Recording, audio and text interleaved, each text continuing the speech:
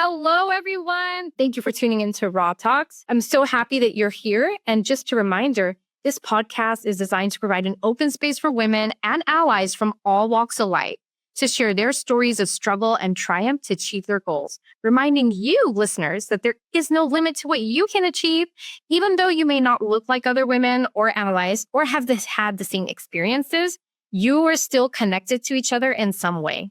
So, through story sharing, you can learn from each other and discover how you are all connected. And we got you covered from topics related to career growth to discovering who you are and living a more fulfilling life. So whether you're looking for a boost of motivation on that commute to work or some inspiration to overcome your own struggle, or maybe even support the woman on the show or ally on the show through their own struggle, I'm so excited to have you join me. Now, if you're joining me for the first time, no worries. We're so glad you're here. My name is Raihana, like rye bread, and I'll be your host. I'm a life and career coach, also known as the Happy Coach, which is my primary call name. I empower women to be happier by creating the lives they want to lead. And I primarily work with women related to life and career issues, whether they're looking to get a promotion or they just want to be more happy in their relationship and feel like they're living their life purpose. So I help them identify their goals, figure out what's getting in their way, and then we co-create the action plans to move them forward. Enough about me. I'm so excited to introduce my guest to you and get the conversation started. Her name is Kimberly Weiderhold. A little bit about Kim. Kim graduated from St. Mary's University in San Antonio, Texas, with a bachelor's of science in biochemistry. She moved to Houston in 2005 to pursue a PhD in cell and molecular biology. Kim decided that she wanted to find a place to support science, but not really do science, which led her to research administration, where she worked in helping faculty obtain various materials, industry funding, data, and even collaborate with other scientists around the world through research contracts. She has spent the majority of her career at Baylor College of Medicine, with some time spent at other Texas medical institutions, or TMC for you all Texans. In 2021, Kim earned her MBA to help with vertical growth in her industry and is now a director of academic research contracts group within the Office of Research at Baylor College of Medicine. Wow. Talk about a really interesting academic research career. I am so excited, Kim, that you're here on the show, and I'm really looking forward to the conversation. But before we dive in, I wanted to just do a quick check with you. What's something you're looking forward to today in this conversation? Well, I have to tell you, Raihana, Raihana, which apparently I've been saying your name wrong all these years. No worries. And with my last name, I take it very personally because nobody says it right. But you got it. But no, I'm absolutely tickled to see you in your element here. This is amazing. I'm so happy for you with this podcast. Thank you so much. I'm just excited to be here to share. If anything I say today helps somebody, then mission accomplished. That's why I'm here. Awesome. Well, I'm more than positive that somebody is going to learn something from every word that you have to say. And I'm so excited for everything you have to share. So listeners, sneak peek, I had an in-depth conversation with Kim before. So I'm just so excited for her to just share all that good stuff with you guys because I learned so much. All right. Well, enough about me again. All right, Kim. So you talked about how you got a bachelor's degree in biochemistry, which is I'll tell you, one of the hardest degrees in science if you're a science nerd. And then you went on to molecular biology. Well, tell us, what motivated you to go into a career in science in the first place, Kim? I've just always really been interested in life, what makes life, how life works. And that's what I was as a kid. I was the kid in the backyard making mud pies, finding worms, just really curious about what makes us all tick. And I realized along the way, I did, some shadow work and some, prep work in high school with biology. And I really loved it. And I took a bio AP course and my teacher was amazing and really got me interested in sort of the research aspect of stuff. So I had gotten a little bit of a taste of that, and I'd gotten the ability to shadow an MD and learn that I did not want to be a doctor in the traditional people sense. So I was like, okay, but I love the science part. So when I finished high school, I originally thought I wanted to be an environmental science major. I wanted to be out in the woods, sampling and checking water quality, and sort of along the way decided that that was not what I needed. I realized at a very large college that I was meant for a small college. So I spent about a year at Texas A&M and thought, you know what?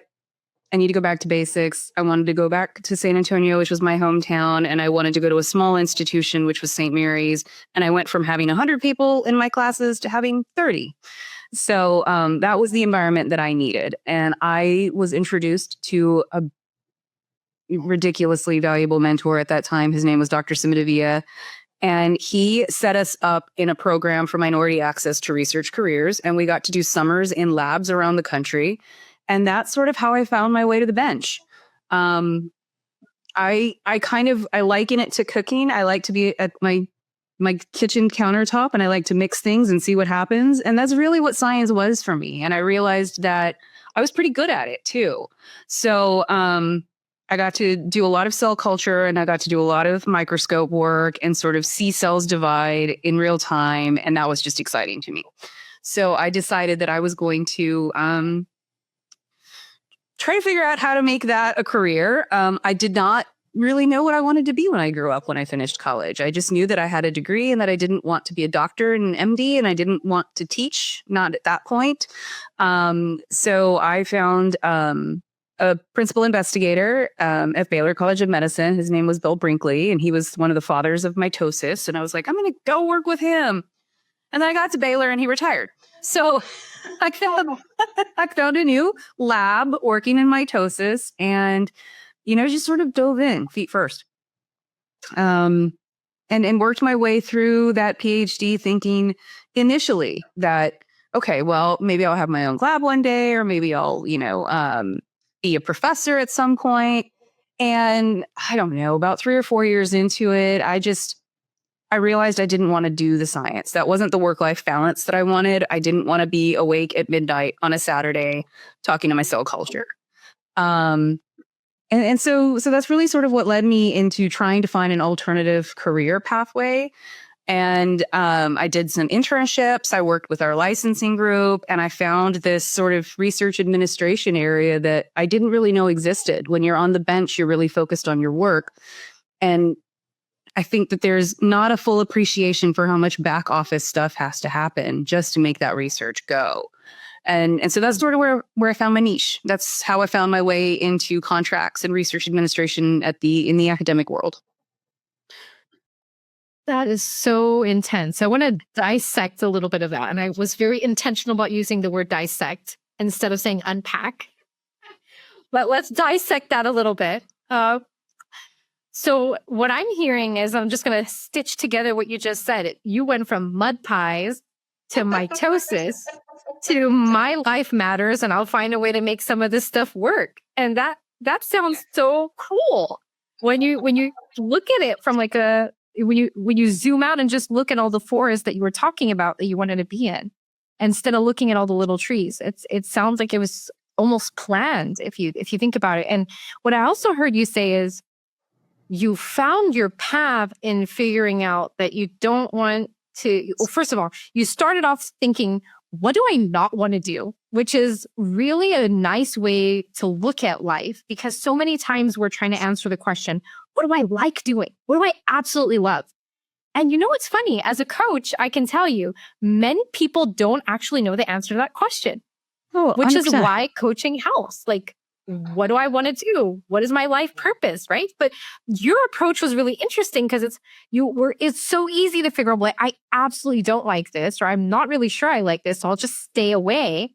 And somehow through that and the benefit of the mentors at St. Mary's, you were able to figure out your path.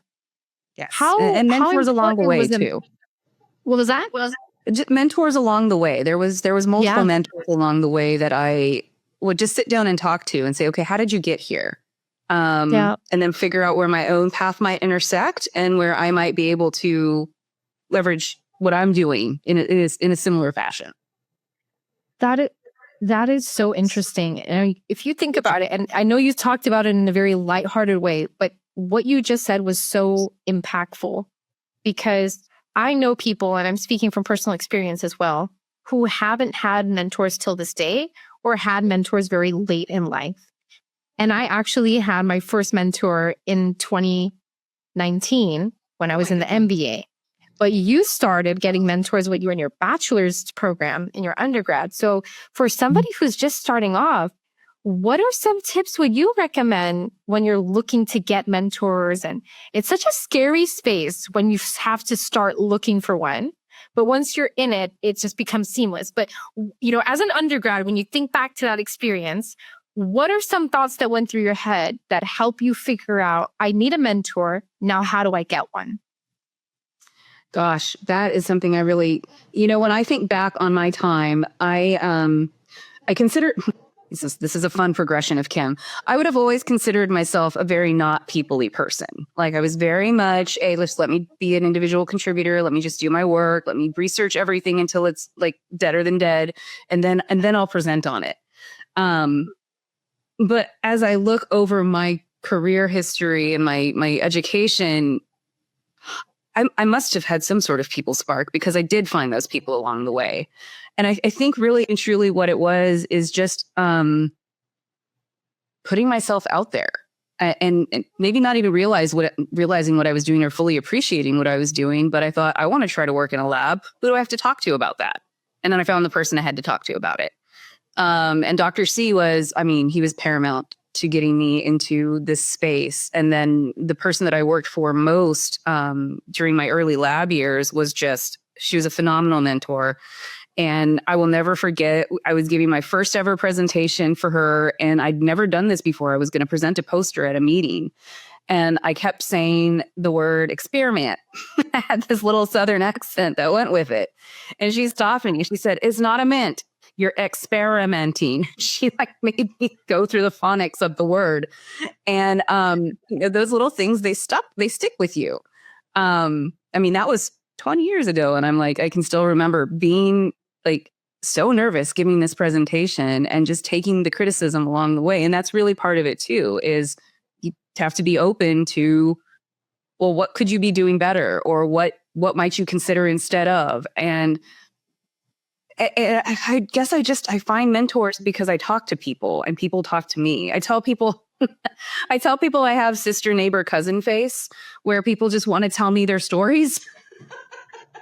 And it's fine. It was so awkward when I was more awkward than I am now. But, that's how I made my connections to people. You just put yourself out there, you figure out what I tell people now with mentors when I talk to new PhD students is find someone who's doing what you think you want to do and talk to them. Ask for the day in life. Ask for the certifications that they had to get there. Ask about the week, the parts that they don't like, the parts that they do like. And that's sort of how I have found my way to a pretty great network of mentors. Got it. Okay, Kim, I got a challenge for you. So I love those tips. These were such great tips. And I love how you framed it up. Like if you're in a PhD student, look for someone who is doing what you want to do and then ask what the path was, like what certifications they had to get, what kind of experience. I think it's beautiful advice. I want to take you a step before that though, before you even get to that part. Now, a person identifies someone who they think they might want to ask for mentorship. Where do they even start? Now, I'll give you a little bit of background before you answer. When I was on my first path to mentoring, this is kind of embarrassing, but I'm going to share it anyways because we're all about being raw here, okay? In 2019, I went to a RICE MBA event where I wasn't even figuring out if I was going to U of H yet. Or no, we're in 2018, actually. Sorry. No, 2019, February. Now I remember exactly. February 2019. I was figuring out, am I going to U of H or am I going to try to get into RICE and really make this MBA happen? And I went to this women's marketing MBA event. And I remember going to so many amazing panel speakers, and they were talking about, oh, you should get a mentor. A mentor's so important and valuable. I'm like, oh, what is this new word? It's like, what are those new buzzwords, like for resumes and all? I've never heard of it. And it just goes to show like how being a minority in different varied areas of the spectrum, that affects your ability to have access to this beautiful knowledge. And because the way I grew up and where I grew up, I didn't hear about that word until 2019. So I heard that and I was like you, Kim, like, okay, I'm going to go and find one. And I was there and I said, okay, I'm going to be brave, bold, Rai, and I'm going to ask somebody to be my mentor. And I found one person in the panel and I thought, wow, how cool. I was starting up my first business at the time and I wanted to get some input from that person because they also were focusing on saying target audience. And I thought, this is perfect. Oh my God, I'm so aligned with her mission and her product and who she's serving. I'm just going to go and ask. And the first thing I said was, I was so inspired by your talk that you gave. Would you be my mentor? And I didn't know this person. They didn't know me, met them for the first time, heard them speak for the first time. And those were the first words that I said. And I tell you, afterwards, I didn't even realize in that moment that I shouldn't have said that. And that person didn't even make me feel weird. They were just like smiling and like, okay, we could talk about it. And she handed me her card and said, let's set up some time to talk. And I'm like, okay, great. This is awesome. And I was so convinced that I got my mentor, guys. Like I was so convinced she was going to mentor me and I was just sealed.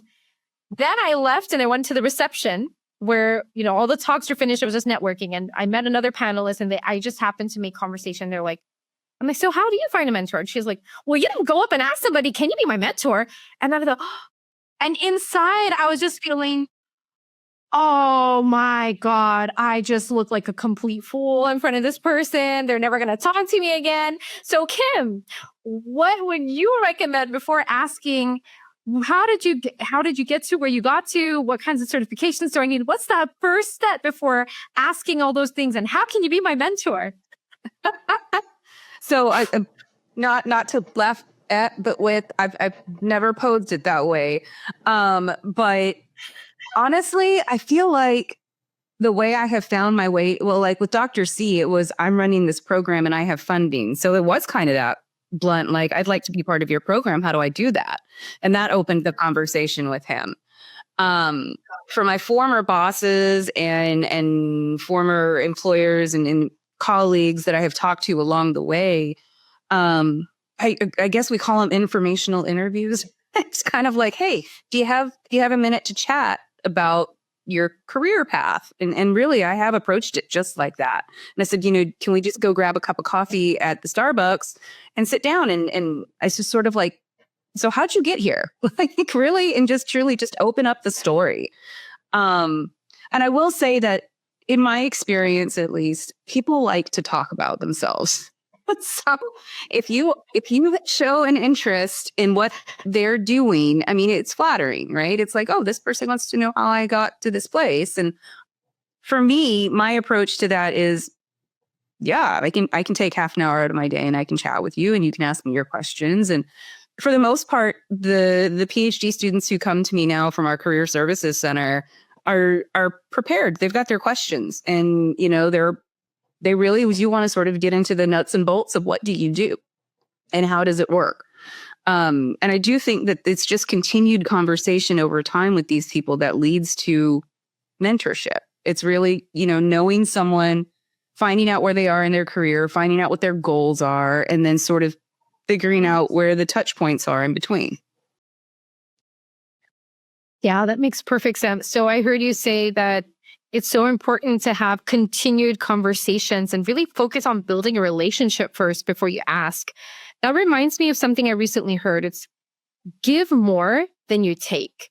Or no, give more than you receive, than you're looking to receive. So in that sense, I feel like what you just said really summed that up because you're trying to learn more about them by making them feel like they're doing you a favor by like they're getting something. I'm not they're doing you a favor, but you're making them feel they're getting something out of it by kind of educating the for the greater good and really trying to help somebody else in that sense. but you're not really looking for it from yourself. Like you're not showing that you're looking to get something from them. So I think that's so important in building really genuine relationships first before you even ask for something like mentorship, because that's a big commitment. And some people will take it lightly, but some people it's definitely being your authentic person. And I will say, I don't even know that my mentors know that they're my mentors. They just are. Yeah. They're the group. They're my counsel. They're the people that I can go to, and I'm like, okay, how would so and so deal with this? And then I go ask. That's another great point. Like I remember a Latina executive recently told earlier this year when I attended the panel, they were saying that you don't even have to formally say, "Can you be my mentor?" It was like what you were saying, like, how can I get into this program? And it's just, you can completely dodge that formal question and just continue to have conversation. And it's like, yeah, they do become your mentor, but you don't have to like have like a contract or like a formal initiation for it. But I mean, I think when you're starting off, it kind of feels that way, that you have to be so formal about it. But yeah, thank you so much for that. Now, you talked about PhD and like mentoring PhD students and even giving advice for them. I'm curious, Kim, you have several degrees in the field of science. What really made you want to go for that PhD? Because I know few PhDs and it's a tough, rigorous program. And that too, to stay motivated to complete the thing when you're midway through and just like, I'm done. It's taken too long. So let's first start. What inspired you to pursue that PhD in the first place, Kim? It's a little ego driven. No one in my family had ever done it. And I feel like I've been a true academic at heart for all of my life. Like learning is just what I did and what I did well. School was always a very comfortable place for me. It was always a very safe space for me where I felt like I could be myself and I could dive in, And when I found out that a PhD was even an option, it was just like, okay, so I could have a doctorate. And that's cool. Like, I really just wanted to dive in and letters came along with it, which is a perk. And I'll be very honest with you, the way the education system is set up here, when you are getting a science PhD, you are paid to go to school. There's a stipend involved. It's not a lot, and you're going to go into debt and you're going to be super poor, but you're not paying to go to school, which when I started meeting PhDs from other fields like linguistics or English and, sort of the social sciences, they're paying tuition for those PhDs.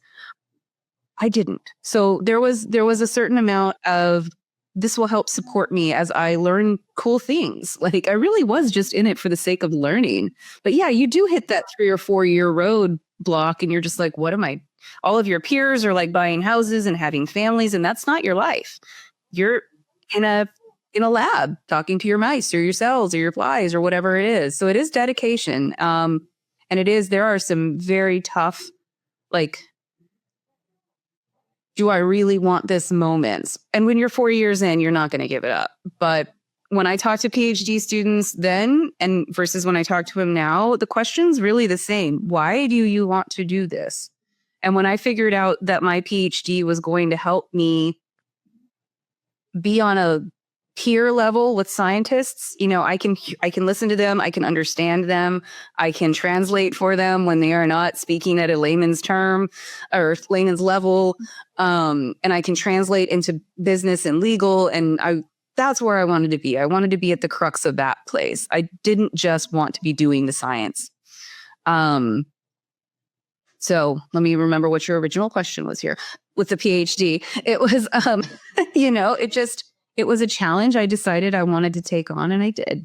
And it's something that I use in my moments when I need a little boost of confidence. If I'm dealing with an especially tough person or an especially tough day or whatever, it's like, Kim, you got a PhD. You've got this.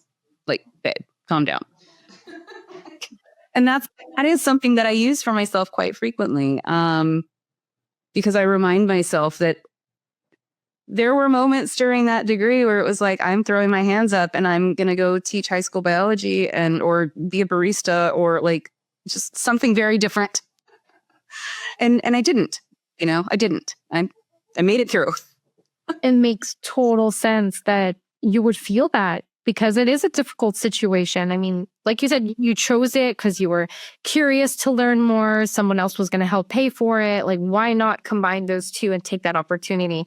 But I'm wondering when you did hit those points, right, where you're just feeling like, I'm going to throw my hands up, I'm done, I'll do something else. Like, why am I even here? When those thoughts started to come in your mind, if you think back to that situation, what really helped push you and motivated you to complete that degree? So it really does come back down to the passion that started it, right? It's like I wanted to unlock this little piece of life. I wanted to know why my protein was doing this other thing when it was, mutated.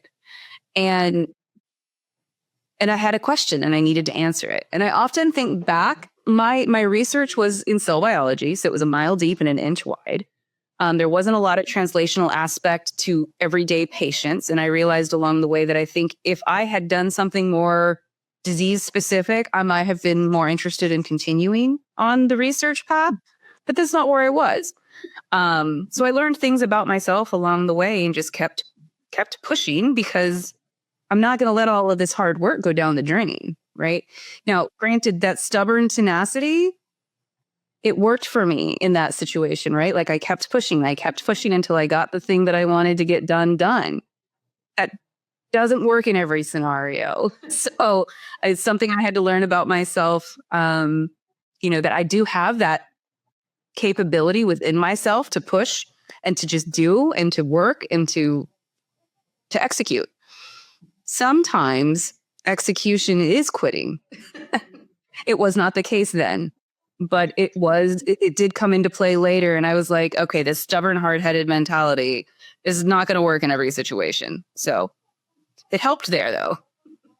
That's such another beautiful reminder that, having this stubborn, hard-headed mentality kind of just push until it gets done.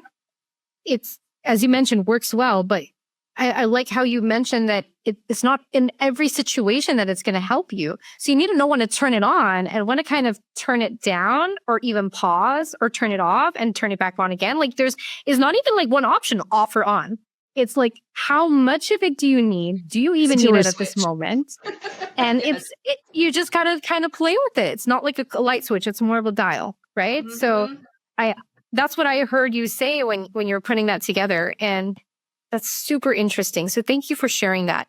And so, you did the PhD. And one thing that crossed my mind was you said it would help you really understand scientists at a peer level. So I'm curious, did you do the PhD, immediately after your previous degree, or did you get some work experience and go back to the PhD after some time?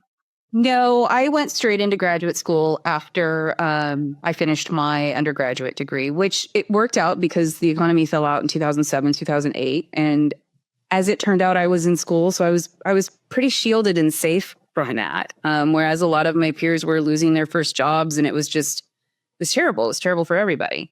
But I told myself, if I don't do this now, I'm not going to go back and do it.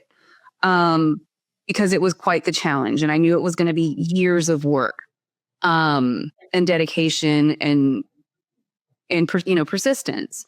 Whereas when I went back for the MBA, several years later, that degree was a bit different. That degree was something that I felt needed some experience under the belt for, because I didn't have any business experience to speak of before then. With the science, I had been doing that consistently throughout my undergraduate degree. I felt like it was just a natural extension at that point.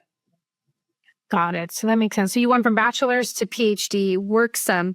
Now let's talk about the MBA that you just brought up. So how did you know it was the right time for you to pursue an MBA other than having some experience under your belt, as you just mentioned? Yeah. So I found myself being invited to and pulled into meetings that were talking about subject matter that I had no foundation in.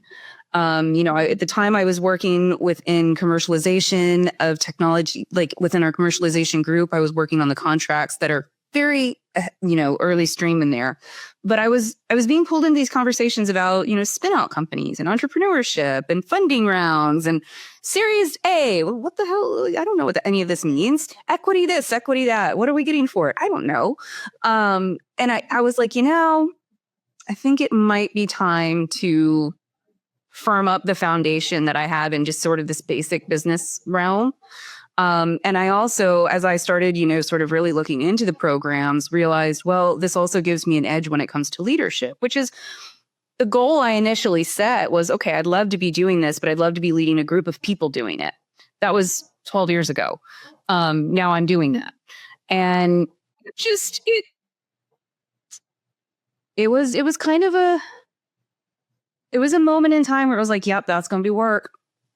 And this is going to be bad for a couple of years. But at the same time, I was like, but it also, my MBA is one of the best decisions I've ever made in my life. Not because of the MBA, because of the people that I met, the networking that I did, the self-confidence that I started learning that I had, this other people person that I had within myself that I did not recognize at all. I kept getting shoved into these group projects where I had to be the leader. And I was like, I don't know what is going on, y'all.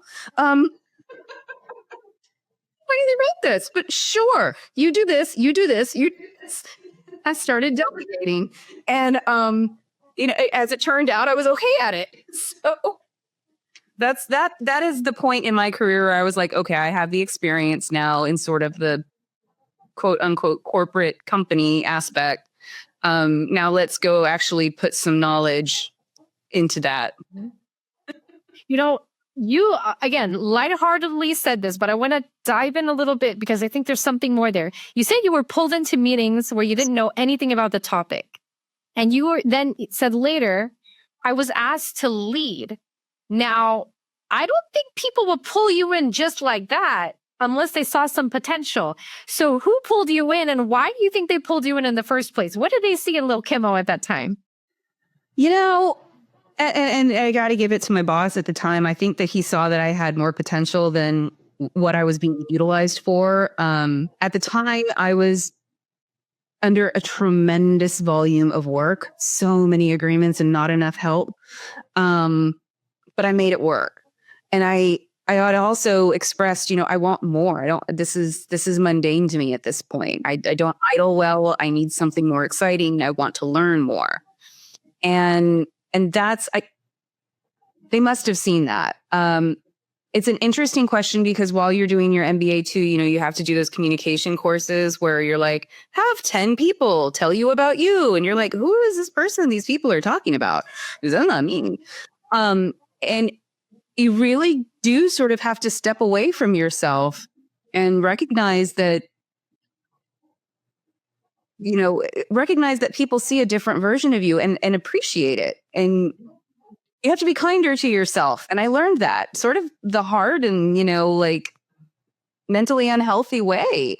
And when I was finally able to recognize that within myself, it was a game changer. It was like, okay, now I have been pushed to my limits. I have had very poor experiences with leadership. I have had very good experiences with leadership. What kind of leader do I want to be? And that's really sort of where this new path started taking off. That makes total sense, and you said something else that you asked for more. And again, that was this really short, I'm going to be shy about it kind of statement. How powerful that is. That's one thing I advocate so much for. Women don't ask for what they want. They think people know, like, oh yeah, I want this. I feel it in my heart. I'm thinking about it. I'm going to do this work. I'll work extra hours. I'll take on extra projects and it'll just show through. I used to be one of those people too, early in my career. But you know what? People don't see it. You got to use your mouth and say, I want X in this much time or by this period. How can we make it happen? You have to be that direct boss lady and bring it out of you, no matter what part you are in your career, and ask for it. Because I'll tell you, if you don't ask for it, you ain't getting it. And you might not get it sometimes, but that just gives you the courage to ask again and stronger and change how you ask and when you ask and look at the context. So you get much more from getting a no when you ask versus when you get that yes. But I want to hear your take on that, Kim, about what I just shared. What's your thoughts about that? And when you asked, what happened? I had somewhere along the way read the Lean In book. It was like the big it book at the time, and Sheryl Sandberg was a huge deal, and she, obviously like major boss lady vibes. And I fully appreciate that book is from her point of view, and that it's what worked for her, and it doesn't work for everybody. But I think that it gives you enough. I think it would give anybody reading it enough to go, okay, what do I want? How do I ask for it? Or where do I lean in? And I used to say it sort of, I came up with this little goofy quote where it was like, get what you want, don't take what you can get. And it's what leads me. And I'm not going to say that I'm like ruthless and all teeth in business, because that's not who I am by any stretch of the mean. But when I set a goal, I set a goal. If I'm going to get this PhD, I'm going to get this PhD. If I'm finishing this MBA, I'm finishing this MBA. If I want to be a director, what does that path, how many different ways can I draw that path, and how do I get there? And so that's what I always remembered from that book too, was that life is not vertical. It's a jungle gym. Sometimes you have to jump sideways. Sometimes you have to jump down. Sometimes you have to, you're not just going to go straight up to the top. It's not a ladder. It's a jungle gym. And that really stuck with me from that book. That's such a great segue into the next question, because I was about to ask about the corporate ladder. No, that's totally cool. I love it. It's a jungle gym, and it's very much unlike a ladder that we're told that you have to climb the corporate ladder. It's everything but that. So Kim, when you were trying to navigate the jungle gym, you focused on asking for what you wanted, even though you were overwhelmed and you had so much work, but you asked for what you wanted because you were bored and you needed some challenges.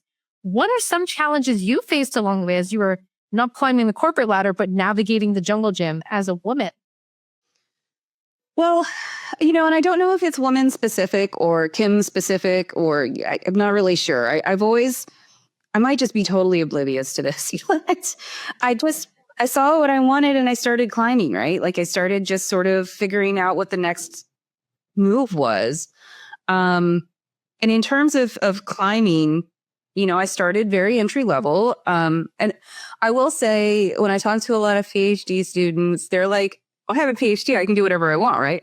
No. You're very specialized in one very special subject, but you do not have a broad set of knowledge yet. You have to get that through experience. And give yourself some time. I'm 12 years into my career and I'm meeting the goal I set in the beginning. It's not like I met it within 5 years or within that 1 year. I sit on phone calls now, and I think it's very so memeable, but it's like, I read emails that I've written and I'm like, who is that? Oh, I guess I know these things now. I catch myself every now and then and now that I'm training new people and I see so much of myself in them when I was at that stage, it's like, oh yeah, okay. I can see where the growth has happened now, but you don't feel it while it's growing, right? You just know that it happened. Yeah. I don't know if I answered your question there, but I was actually going to go back a little bit, if that's okay. So it sounds like you did a really great job at just staying focused on the goal. As you mentioned earlier, when you set a goal, you're just focused on that, and you just focus on getting what you can take, not taking what you can get. No, said get what you want, not take what you get. And it sounds like that mentality was just right there for you when you're in the jungle. But I'm wondering, in the jungle, as you know, there are lots of tigers, monkeys coming out all over the place, even some panthers. What were some of those panthers and tigers for you as you were navigating the jungle gym as big, strong Tarzan woman? Yeah. Well, it's an interesting question, because this actually led me to a place that I didn't realize I still needed to go to. I finished my MBA and I was very confident and I was very excited and I'm going to climb. And I got a different opportunity with a different employer. And I think I had just taken for granted how great my boss was. I just assumed everybody's boss was amazing. And when you asked for more and mentorship, that it was just natural. As it turns out, it is not. So I had I'm going to say unfortunate, but hindsight is 2020. And you always look back at things and you figure out what was the lesson? What was I supposed to learn? What did I get from that? That was truly helpful and that will help me progress. During the time I realized that I was experiencing very poor leadership. I was experiencing leadership from fear, motivation from humiliation. I was experiencing just a very poor ability to communicate clearly. And I won't say it was a toxic environment because I think that the team was great. But if you have toxic leadership, you will have a toxic environment. And I think it, because, and we're gonna take it back, that tenacious, get through it, I will be fine, I will win mentality, that was not what I needed at that moment. That panther was gonna come at me and was not gonna let me go until it was done. And so what I say in that situation is, how do you deal with difficult people? You don't. You find the nearest exit and you leave. You just don't, because it's not worth your health. It's not worth your mental stability. It's not worth the money. I left $60,000 on a table. I jumped down a rung on my jungle gym, took a lower position somewhere else because that was going to drive me to like a hospital at some point. So I say fortunately, unfortunately, because now I can look back on that and go, I recognize where I could have done some things different. And I recognize where I could have made different decisions that might have, not led to me, really just sort of having a breakdown at one point. But you live and learn. So, and that's another one of those things that goes into your pocket of, okay, well, I got through this. I can get through that. And it forced me to sort of take all this new confidence that I had and go, okay, well, maybe not yet. Let's put some pieces in different places. Let's try this combination out. And now having gone through that, I'm better for it. I'm a better leader for it. I'm a better, employee. I'm a better coworker. I really, truly, I tried to lead from a place of empathy, not fear. And that is sort of, it has helped shape me into the leader that I want to be, knowing exactly the leader I don't want to be. So it's sort of the same thing. What don't I want to do? Yeah, I was just going to say, it's coming back again. Yeah, I guess this is maybe just sort of how I process things. And this is just kind of realizing that right now. Wow, how beautiful is that? So you know what? First of all, thank you so much for being vulnerable to share what that panther was for you and taking a step to just kind of walk through that experience again. It sounds horrific. And especially the way you described it, like the panther had you in its grip and its jaw and it's not going to let you go.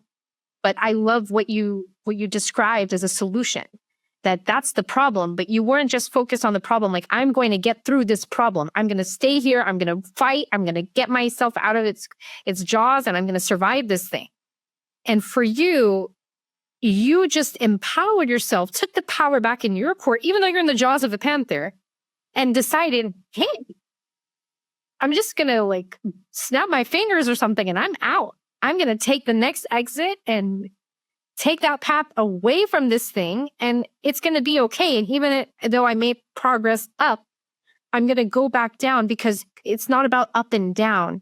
It's about what's the right path for me at that time. And so many times we get so caught up in, oh, well, I was in sales on the field and now I'm going to be a sales associate. Now I'm a technical sales. Now I'm going to be a manager. And then I'm a director. Oh, I'm getting laid off. Well, I got to get a director position again if I want to become the VP in the next 10 years. But sometimes we don't realize that. So you just described the way up is not the way up continuously. The way up might be the way sideways, might be down, and so forth. And I love your jungle gym example because it's not about going up to get to the destination. It's about figuring out, how do I get to my destination, and using all possible paths available to you at that given time. Yeah. And I think there's a certain amount of surrender too that has to come with it. There is a certain level of, for me, who likes to control everything and know what all the boxes are going to be and how are we going to check them and what are we doing? What's the plan? Give me a list, give me an agenda. But you kind of just have to trust that you will get to where you're trying to go. Because when I did take that step down, it was a huge blow to my ego. It was a huge blow to what I thought was my path and my plan. And I did not fully appreciate in that moment that it was going to make me a stronger person. And then, taking another year to heal from that and sort of really dig into me and start asking myself different types of questions. Like, well, what do you really want, Kim? I was sort of on this path of exploring that. And then I got a phone call saying, hey, do you want to come back? And I was like, yes, I do. Please let me come home. You got to just sort of let the universe do its thing. Yeah. No, that makes sense. And you know what? It is tough. And, you mentioned something else, that it took you a year to heal. And I want to talk to you a little bit about that. It does, to the point where you're comfortable, not to a point where you're uncomfortable at any means. Okay. Just wanted to state that for the record. Healing from a situation like that does take time. And I feel like sometimes as women, we feel like we got to tough it out, from the time about your menses, when you're like a teenager, you have so much pain all over your body and you're like, oh, just tough it out, take some painkillers and continue your day as normal. I feel like we learn it from that age. Like no matter what you're feeling internally, emotionally, hormonally, mentally, you got to tough it out. And some of that mindset sounds like what you exhibited there, but how did you comfort yourself and cope with, I don't need to tough it out? What did you kind of tell yourself in that situation to really just give yourself grace and get through it and really heal? And really that's what it comes down to, is giving yourself grace. But if you're not accustomed to giving yourself grace, it's a very foreign feeling. I was very much a get it done, push as hard as you can kind of person. I put on a tremendous amount of weight because food was what I went to for comfort.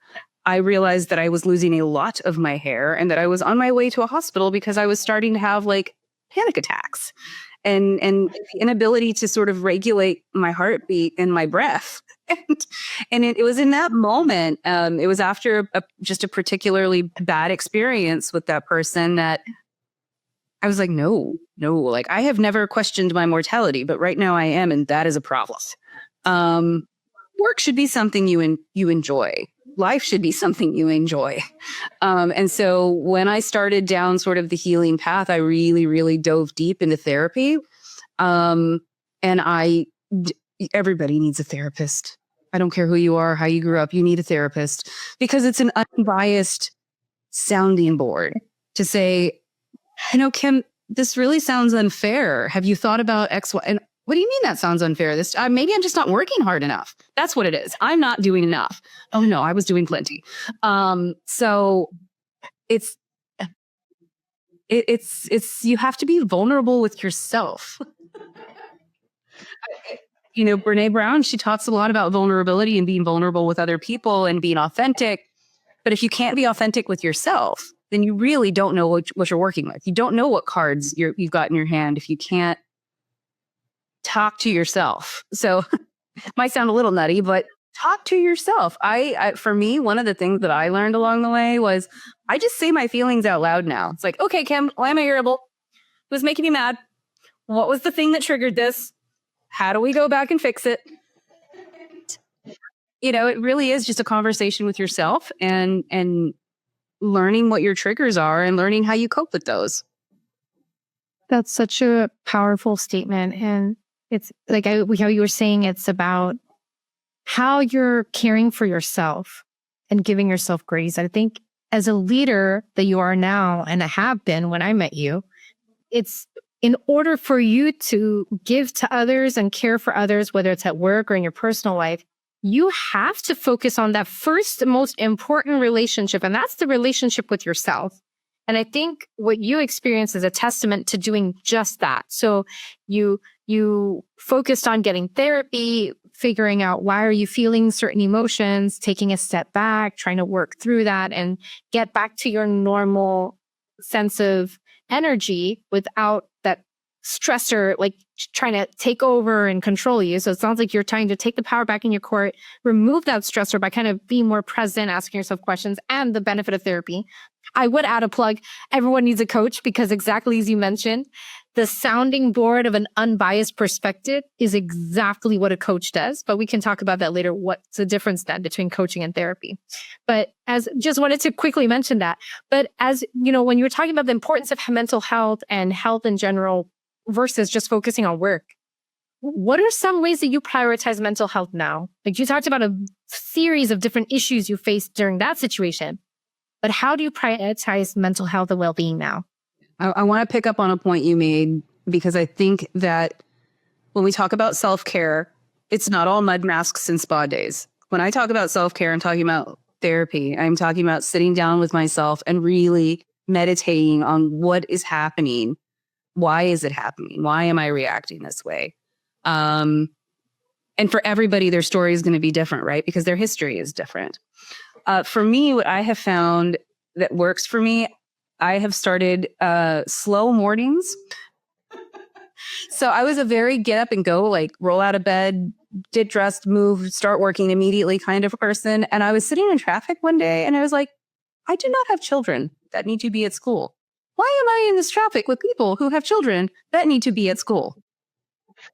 Like I was making myself angry for no reason.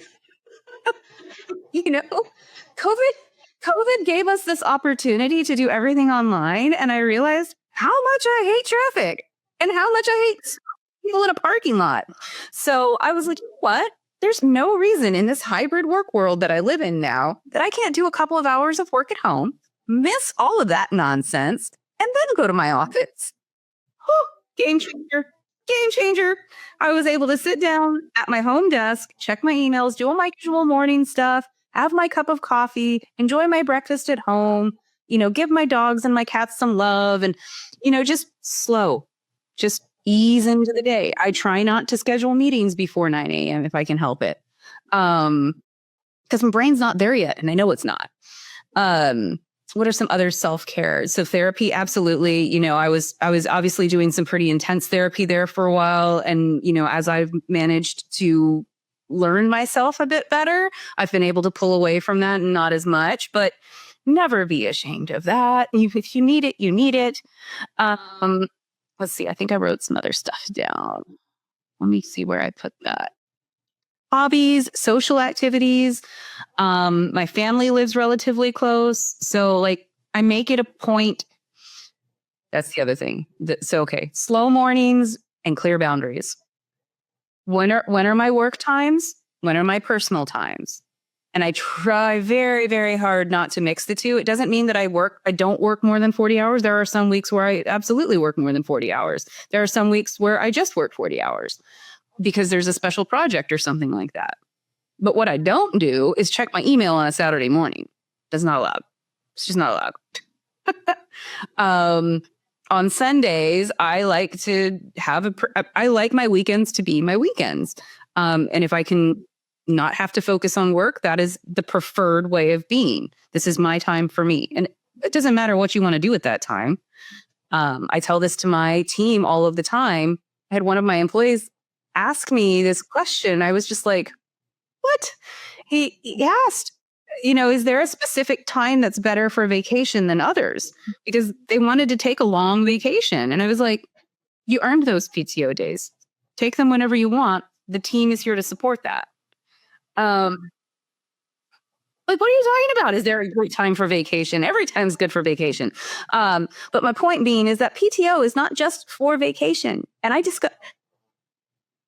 do have a pretty snappy little personality, I'm realizing in this moment. I discussed mental health days with a previous boss. I was like, we have all this time just because it's vacation. What if I just want to sit at home and recharge for a day? Because my brain needs that. Use it. You earned it. So I really do try to keep my work-life balance better in check. I realized that I was not living my life. I was really focused, just work, just career, just this. And I was like, well, but I want to macrame, or I want to color, or I want to watch this show on Netflix, or I want to go out for the weekend with my friends. And I sort of took all those. One thing I learned in therapy, and maybe this is obvious to some people, but it wasn't to me, is I make my own rules. We are brought up to be mindful, demure. What is that whole thing that just came out on Instagram? It was like, am I being demure and mindful enough? I'm not here to be demure. I'm here to get what I want. I'm not here to take what I can get. No, totally. And that makes so much sense. But there were so many things that came up and they're just like fleeting now from my mind. But I think what you mentioned that was so important that, as it's slowly coming back to me was when you said just slow the things down. And when you said that, I give love to my cats and my dogs. I'll enjoy my breakfast at home. I'll have my first cup of coffee. And you didn't say this, but that's what I'm summarizing as I'll just focus on me first, then work. And I think there's so much power in that description because it's now shifting your values and your priorities. Work is not the first thing I'm going to wake up and rush to get done. 100%. I am going to rush to get myself done, and forget about rush. I'm going to slow down and take care of myself first, and then my loved one, and then I'm going to get to my work. And then I'll decide when I'm going to drive and go. It's not that I'm not going to show up in office, but I'm going to, as you mentioned, make my own rules. And as I like to say, create the life that you want because you're in full control to do that. But as you mentioned, sometimes you need that unbiased sounding board, like a coach or a therapist, depending on your unique situation, right? Each has its own purpose to help you see clearer. Because sometimes you feel like, well, I really don't have control. I can't make those choices. I am forced to do this and abide by these rules that are someone else's, not my own.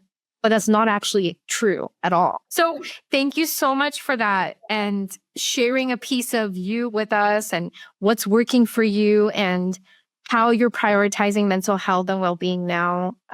It's amazing. And I'm sure other people are going to benefit. And if you're listening and you're wondering, well, how do I even get started?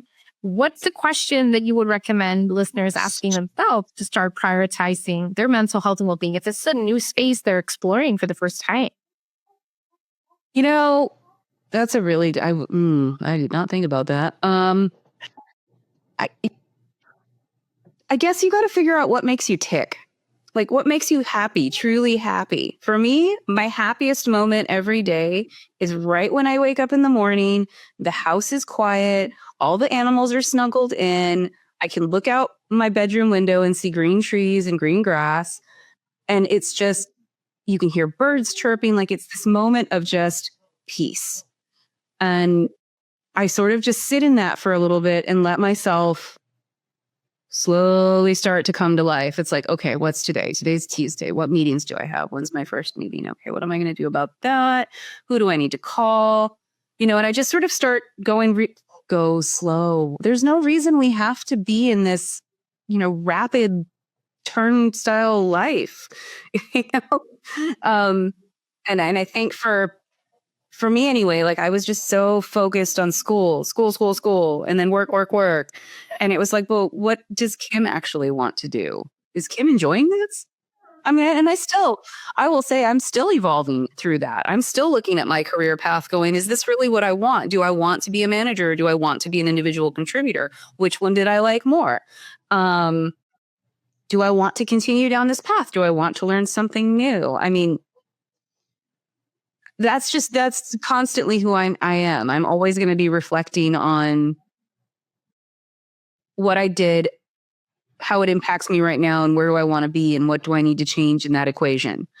And that's sort of just kind of the therapy definitely did help me sort of prioritize myself. And if I cannot take care of me, I cannot take care of you. And we live in a community. That's the whole point, right? Is we're supposed to be kind and benevolent to each other. And if I have, then I will share. And if you have, then you share.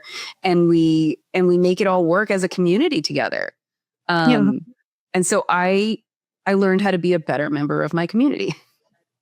Wonderful. Thank you so much for that. I know, oh my God, I had so much fun talking to you. I lost track of time, but there's so much great wisdom that you've shared today from the beginning to the end and in all aspects of life.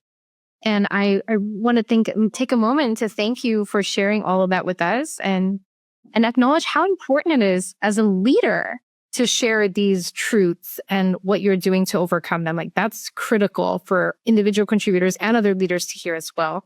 But as we come to a close, I have one last question for you as you wrap up. What does happy mean to you? I heard you talk about how you find happiness in your day, but I'm just, I'm the happy coach. So I got to ask a question about happiness. So what does happy mean to you, Kim? And how do you create that for yourself? Happy for me, I mean, I'm a cozy little homebody. So happy for me means cozy contentment, just comfort, knowing that I am in a safe and stable place. And I think that I've created that little world for myself. Happy for me is, like I said, it's that morning, it's that first breath where everything is quiet, but it's also that moment at the end of the day where I'm just sort of, I got a dog in my lap and a cat over my shoulder and, we're just sort of unwinding from the day. Like I told a friend the other day, I was like, my brain is going to melt out of my head because I'm learning all these things and it hurts. It's a little visceral, but, my work days they can be very stressful sometimes. And I get home and it's just like, oh, what do I do? I sit down and I pet a cat. It helps. That's happy for me. That is this. It's a comfortable.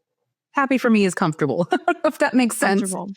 Yeah, no, totally. And what I got that visual was the comfortable equals happy is dog on the lap, cat on the shoulder. You are becoming one with three of you together. These are my little, house creatures that, don't pay rent, but we'll get there one day. They pay rent and love and affection, right? All of their performance goals. They are fantastic. All right, Kim. Thank you so much for all of that wisdom. Now, if we have listeners that are interested in getting in touch with you and wanting to connect, what's the best way to do that if they would like to reach out to you? LinkedIn. You can find me. I'm the only Kimberly Weiderhold out there. You will find me. All right. Thank you so much for that. And if you're comfortable, Kim, I can just drop your LinkedIn profile in the show notes so people can access that pretty easily. Is Absolutely. that cool with you? Mm-hmm. All right. Okay, Kim. Wow. Again, that's say goodbye, but it's been so much fun. And I'm looking forward to doing this again another time around when you're probably in a different leadership position and have even more wisdom with us to share and give you a little bit of break from doing this too. What do you say to that? I'm more than happy to talk anytime. This is, like I said, if one person can take anything away from this, then I have done my mission here. Awesome. All right. Well, thank you, Kim. Mission accomplished. And listeners, we want to thank you for tuning in today. We've actually come to the end of our time together. But before you go, don't forget to subscribe to this podcast, RAA Talks, and give me a follow on LinkedIn, Instagram, and YouTube for more great content to help you create the life that you want to lead and increase more happiness in your life, because we all can be a little bit happier than we already are. If you have any questions or requests for future topics or speakers, feel free to send me an email at raihana@rawcoaching.com, and I'll drop that in the show notes for you too. Thanks again, Kim, and I'll see you soon. Have a good one.